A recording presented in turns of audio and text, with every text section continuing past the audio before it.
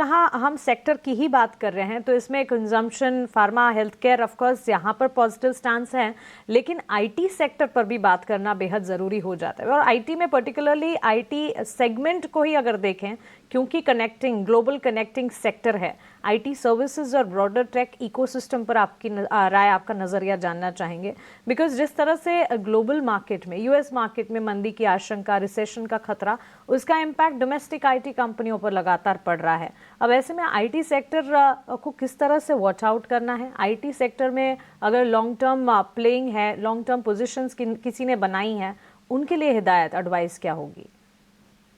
तो between October and दिसंबर जब US में जो इलेक्शन रैलीज चल रही थी, वहां पे जो बातें हो रही थी, एक एक्सपेक्टेशन था कि ट्रम्प आएंगे, कुछ टैक्स कट्स देंगे कंपनीज को यूएस में, और उस वजह से ग्रोथ की बूस्ट होगी यूएस में, यूएस जीडीपी अच्छा करेगी, यूएस कॉर्पोरेट सेक्टर अच्छा करेगा।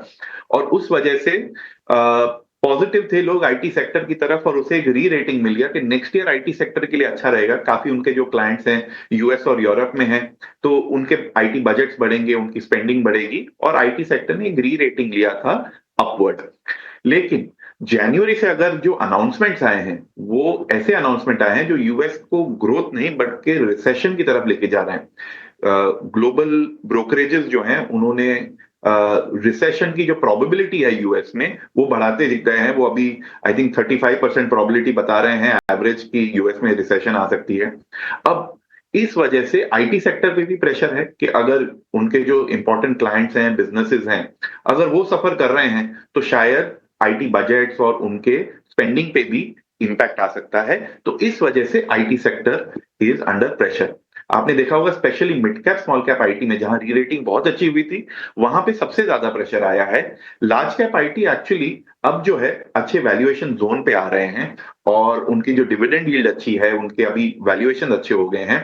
पर जब तक ये अनसर्टेनिटी रहेगी, तब तक कोई ट्रिगर नहीं है इनकी री रेटिंग के लिए या उनके ग्रोथ नंबर्स ठीक से पकड़ने। India versus rest of the world की बात करें तो 26% के तो टैरिफ्स इंडिया पर लगाए हैं, वो बाकी सारे कंट्रियों, स्पेशली एशियन कंट्रीज की बात करें, चाइना, कोरिया जैसे कंट्रियों से कम है। तो क्या आपको लगता है कुछ सेक्टर्स जैसे टेक्सटाइल सेक्टर, वहां पर इंडिया को अपॉर्चुनिटी बन सकती है ग्लोबली अमेरिका में ट्रेड करने के लिए? और कौन से वो और सेक्टर्स होंगे जहां पर इंडिया को इन टैरिफ से फायदा होता हुआ नजर आएगा? तो इंडिया डेफिनेटली बेटर प्लेस्ड है, और मेरे हिसाब से ये जो टैरिफ है 27% के, ये भी शायद नेगोशिएट होके नीचे आ जाएंगे। इंडियन गवर्नमेंट जो है, वो सबसे प्रोएक्टिव गवर्नमेंट रही है। जो जब से डोनाल्ड ट्रंप ने प्रेसिडेंसी ली है, तब से उनकी टीम के साथ हमारी जो गवर्नमेंट की टीम है वो इंटरेक्ट कर रही है। उनके साथ बायलैटरल ट्रेड अग्रीमेंट करने के लिए बातचीत चल रही है। तो इसमें कुछ फ्रैंकली गुड न्यूज आ सकते हैं। आप ये समझिए कि ये 27% जो है वो वर्स्ट केस सिनेरियो जैसा है। अब कंपेयर टू अदर कंट्रीज, अगर एशिया में हमारी जो कंपीटिंग कंट्रीज हैं, उन पे अगर ज्यादा टैरिफ लग रहे हैं, तो उसमें भी इंडिया का फायदा होता है। क्योंकि ट्रेड जो होता है, ग्लोबल ट्रेड, एक रिलेटिव गेम है कि आप बाकी लोगों से कितना बेहतर प्राइस या टैक्स कर सकते हो। तो इंडिया को डेफिनेटली कुछ क्षेत्र में ये फायदा, ये प्रॉफिट हो सकता है एक्स्ट्रा। और हमारी जो पार्टनरशिप है यूएस के साथ, वो शायद आगे जाके बेटर हो जाए with all this trade agreements.